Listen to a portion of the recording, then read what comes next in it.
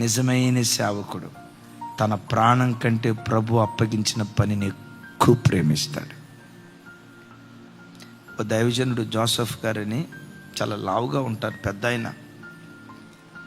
ఆయన 2 వీలర్ మీద, కారు లేదు ఆయనకి, 2 వీలర్ మీద కొన్ని 100 కిలోమీటర్లు తిరిగాడు. 100 కిలోమీటర్లు.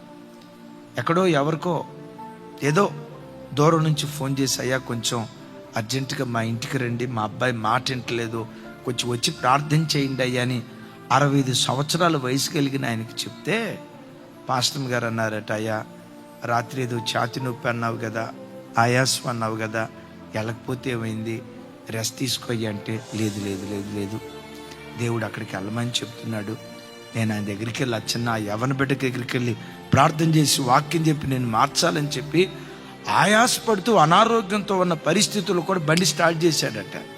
భార్య అక్కడ దాకొచ్చి, బాగాలేదు కదయ్యా, కొంచెం ఆరోగ్యం కూడా చూసుకోవాలి కదయ్యా, లేదు దేవుడు అప్పగించిన పని దేవుడు కూడా వెళ్ళమంటున్నాడు అని ఒక 3 కిలోమీటర్లు ఏమో దూరం ఉంటుందట. కిలోమీటర్ దూరం ఇచ్చిన తర్వాత ఆయాసం ఎక్కువైందట.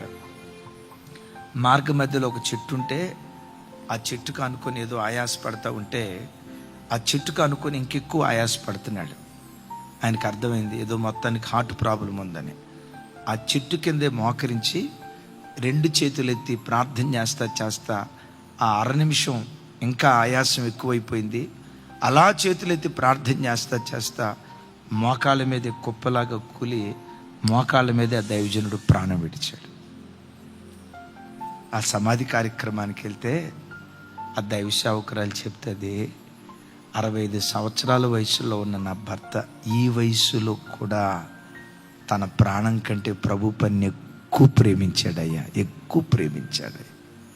బిడ్డలారా, నేనంట లోకంలో ఎంతోమంది ఉన్నా దేవుడు మనల్ని నమ్మి ఆయన పరిచర్య అప్పగించాడు. ఈ పనిని మన ప్రాణం కంటే ఎక్కువగా ప్రేమించుదుం గాక.